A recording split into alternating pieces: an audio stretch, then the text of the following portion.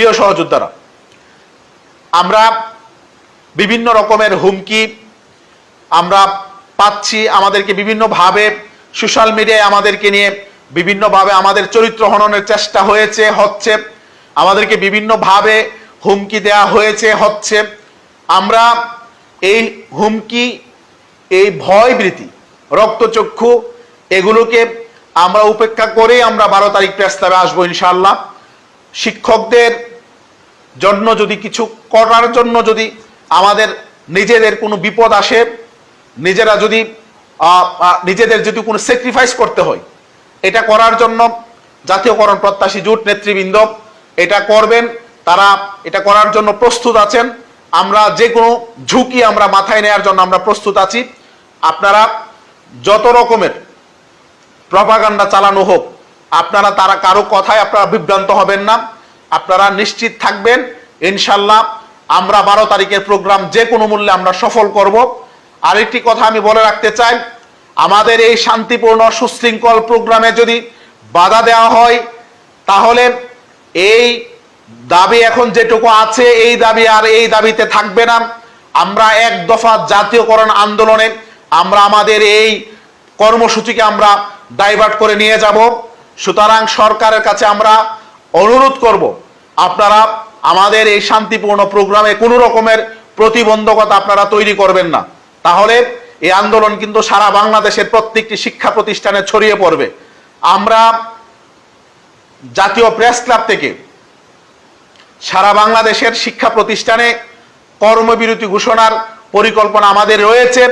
আমরা 12 তারিখ প্রোগ্রাম শেষ করে আমাদের সন্ধ্যায় আমরা জাতীয় প্রেস ক্লাবে বসেই আমরা সিদ্ধান্ত নিব যে আমরা কর্মবিরতি কখন ঘোষণা করব। আমাদের পরিকল্পনার মধ্যে রয়েছে। আমি সরকারের কাছে আহ্বান জানাবো, যেহেতু শিক্ষা মন্ত্রণালয় থেকে অর্থ মন্ত্রণালয়ে গত 5 তারিখে শিক্ষকদের বাড়ি ভাড়ার পার্সেন্ট আকারে প্রদানের জন্য ডিউ লেটার দেওয়া হয়েছে এবং গতকালকে শিক্ষা মন্ত্রণালয় থেকে সকল মিডিয়াতে ওই ডিউ লেটারটি সকল মিডিয়াতে পাঠানো হয়েছে।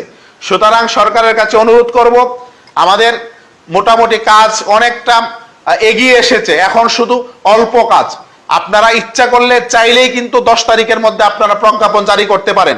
আপনারা 10 তারিখের মধ্যে যদি প্রজ্ঞাপন জারি করেন 20% বাড়ি ভাড়ার এবং 1500 টাকা মেডিকেল ভাতার, কর্মচারীদের জন্য 75% বাড়ি ভাড়ার উৎসব ভাতার, আমরা আমাদের এই আন্দোলন প্রত্যাহার করব ইনশাল্লাহ। আমি আবার বলছি, 10 তারিখের মধ্যে আমাদের দাবি দাওয়া মেনে নিলে আমরা আমাদের আন্দোলন প্রত্যাহার করব। আর যদি আপনারা দাবি দাওয়া মেনে না নেন, তাহলে বাংলাদেশের ইতিহাসে সর্ববৃহৎ একটি আন্দোলনের সাক্ষী হওয়ার জন্য আপনারা প্রস্তুতি নেন। কারণ শিক্ষকদেরকে যেভাবে অপমান করা হয়েছে, এই অপমানের জবাব দেওয়ার জন্য শিক্ষকরা জাতীয় প্রেস ক্লাবে পঙ্গপালের মতো ছুটে আসবে, যা আমরা সারা বাংলাদেশে কথা বলে আমরা বুঝতে পারছি। প্রিয় সহযোদ্ধারা, আপনাদেরকে বলবো, এখন থেকে নিয়ে প্রতিদিন প্রতিক্ষণে সুযোগ পেলেই সোশ্যাল মিডিয়ায় আপনারা সরব হবেন। যারা কবিতা লেখার যোগ্যতা আপনাদের আছে, অনেকের আপনারা কবিতা লেখেন, আপনারা এই আন্দোলনকে নিয়ে কবিতা লিখতে পারেন, আপনারা ভিডিও তৈরি করতে পারেন, কন্টেন্ট তৈরি করতে পারেন, রিলস তৈরি করতে পারেন, বিভিন্নভাবে সোশ্যাল মিডিয়ায় আমাদের এই আন্দোলনটিকে আপনারা ছড়িয়ে দিতে পারেন। আগামী 4-5 দিন 12 তারিখের আগ পর্যন্ত আমার আপনার প্রত্যেকের টাইমলাইন এই আন্দোলনের কর্মসূচি প্রচারের জন্য ব্যবহার হবে, এটা আমি বিশ্বাস করি। এর বাইরে আমরা কোনো রকমের পোস্ট আমরা দেব না। আমাদের এই আন্দোলনকে আমরা সব জায়গায় আমরা ছড়িয়ে দিব সোশ্যাল মিডিয়ার মাধ্যমে। প্রিয় বন্ধুরা, আমরা ইতিমধ্যে আপনাদেরকে আপডেট জানাচ্ছি, চেষ্টা করব প্রতিদিন আপনাদেরকে আপডেট দেওয়ার জন্য। যদিও আমাদের অনেক ব্যস্ততা থাকে, আমাদের সারা দেশে কথা বলতে হয়, এরপরও চেষ্টা করব প্রতিদিন আপনাদেরকে আপডেট দেওয়ার জন্য। আপনারা সবাই প্রস্তুতি নেন। টেকনাফ থেকে তেতুলিয়া, রূপসা থেকে পাতুরিয়া, আপনারা সুন্দরবন থেকে বান্দরবন, সারা বাংলাদেশে সকল শিক্ষকরা বিশ্বাস করি দাবি আদায়ের এই আন্দোলনে নিরেট, আমি আবার বলছি নিরেট দাবি আদায়ের এই আন্দোলনে, নিরেট দাবি আদায়ের এই আন্দোলনে আপনারা সকল শৃঙ্খল আপনারা ছিন্ন করে ছুটে আসবেন, সে আশাবাদ ব্যক্ত করছি। আপনাদের সকলের সুস্বাস্থ্য কামনা করছি। সকলের সুস্বাস্থ্য কামনা করে আগামী 12 তারিখ জাতীয় প্রেস ক্লাবে আপনাদের সাথে দেখা হবে। সকলকে সংগ্রামী সালাম জানিয়ে আজকের এই লাইভ প্রোগ্রাম শেষ করছি। সবাই ভালো থাকবেন, সুস্থ থাকবেন।